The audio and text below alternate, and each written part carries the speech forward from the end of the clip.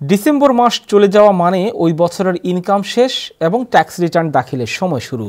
এদেশের প্রত্যেকেই tax return দাখিল করতে হয়। উপার্জন মানেই ট্যাক্স প্রদান করা।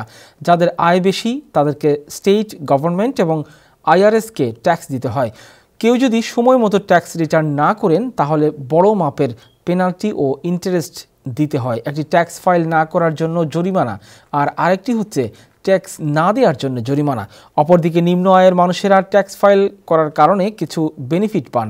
এই দুই কারণেই সবার জন্য ট্যাক্স রিটার্ন দাখিল করা আবশ্যক। তবে প্রবাসী বাংলাদেশিদের ঠিক জায়গায় সঠিক পথে ট্যাক্স ফাইল করার কথা টাইম টেলিভিশনের কাছে বলেছেন Mecca tax and multi services president Kabir Ahmed Chowdhury. Income document, খরচপাতির ডকুমেন্ট, ডিপেন্ডেন্টের information, banking information, related document যেগুলো আছে সবগুলা একসাথে গ্যাদার করার পরে আপনি প্ল্যান করে যেখানে প্রিফার করেন ফাইলিংয়ের জন্য আসলে আপনার আর মানে ব্যাক অ্যান্ড ফোর্থ করতে হইল না। So far child credit refundable 1500 আর ট্যাক্স পেমেন্টের জন্য 2000, so it doesn't look like there is any change. So একজনের করে যদি দুইটা বাচ্চা থাকে কত পেতে পারে হাইয়েস্ট?